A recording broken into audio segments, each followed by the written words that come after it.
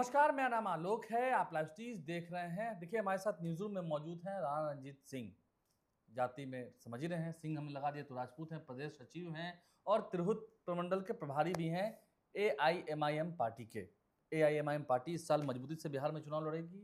निश्चित रूप से लड़ेगी। लड़ेगी, और तैयारी हो रही पिछली है। बार 5 सीट लेकर के हम आए थे। हाँ। और बड़ा लोगों को जो है आश्चर्य हुआ था कि एक नई पार्टी 5 सीट कैसे जीत करके ले आई।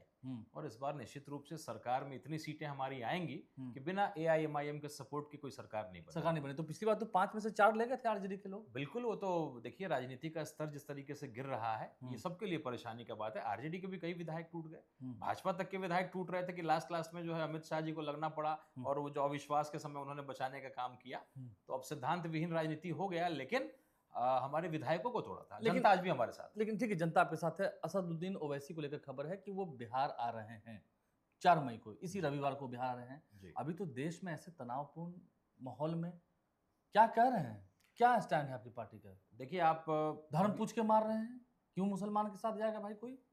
देखिए, ये आतंकवादियों का एक नया साजिश उन्होंने रचने का काम किया। अब तक आतंकवादी केवल लोगों को मारते थे, लेकिन ये जानबूझ करके, क्योंकि देखिए पाकिस्तान हमें नहीं हरा सकता है, कोई ऐसा हथियार उसके पास नहीं है। केवल एक हथियार है कि हिंदू मुसलमान में बंटवारा कर दो, जहर फैला दो, डिवाइड एंड रूल कर दो, ये देश अपने आप बर्बाद हो जाएगा। ये देश अपने आप बर्बाद हो जाएगा अगर वो जहर फैलाने नहीं, आप ओवैसी साहब की बड़ी तारीफ करें कि आएंगे, ये करेंगे। आपके चुनाव में तो आ ही नहीं थे, अभी आगे क्या करेंगे? देखिए, ओवैसी साहब राष्ट्रीय स्तर के नेता हैं और आने का प्रोग्राम था, लेकिन कुछ कारणवश नहीं आ पाए। और कई चीजें होती हैं, ओवैसी साहब के आने से बड़े लोगों को घबराहट भी हो जाता है।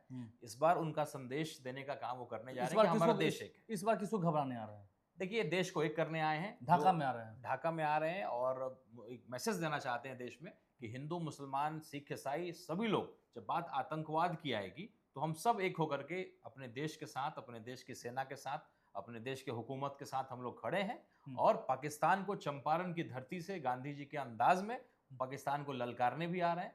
और ये संदेश देना चाहते हैं पूरे विश्व को कि हम हिंदू मुसलमान सब लोग एक होकर के देश के साथ खड़े हैं।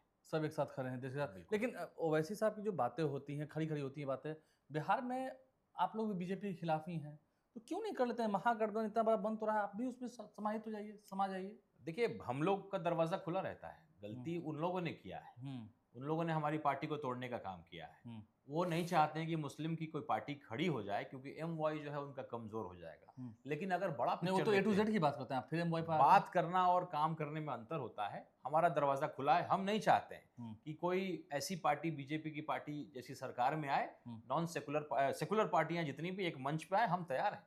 5 विधायक थे हमारे जीते हुए, आप उसके हिसाब से आप कर लें, हम गठबंधन के लिए तैयार हैं। बाद में चुनाव, चूंकि हमको भी अपना वजूद तलाशना है, जिस पार्टी का 5 विधायक हो, क्या वो चुनाव नहीं लड़े? आप ही बताइए। हम ज्यादा सीटों पे नहीं, 50 से 60 सीटों पे लड़ेंगे जहां हमारा संगठन मजबूत है। लेकिन लड़ेंगे तो पक्का। निश्चित रूप से अगर हम अकेले लड़े तो महागठबंधन की सरकार नहीं बनेगी। ये तो है, महागठबंधन की सरकार नहीं बनेगी। लेकिन अगर हम 15-20 सीट जीत करके भी आते हैं तो ये तय है कि हम भाजपा को समर्थन कभी नहीं करेंगे।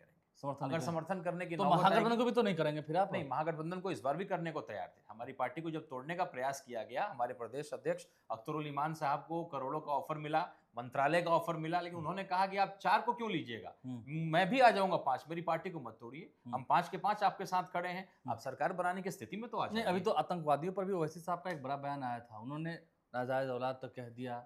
जो संगठन हैं कई सारे, जो चाहे हम कह सकें गजवा हिंद की बात होती हो, कई सारे ऐसे संगठन हैं जिसने कैसे धर्म पूछ कर मारा। तो आपको लगता है कि हाँ, देश में माहौल बिगड़ रहा है, बिगड़ चुका है? बिगड़ जाता, यही आतंकवादी जाता नहीं, बिगड़ चुका है। ये आतंकवादियों का यही मकसद था कि हम कैसे आपस में हिंदू मुसलमान करके फूट डलवा के आपस में इनको लड़वा दें, दंगे जगह जगह फैल जाए और आतंकवाद का काम जो है लोग खुद ब खुद करना शुरू कर दें।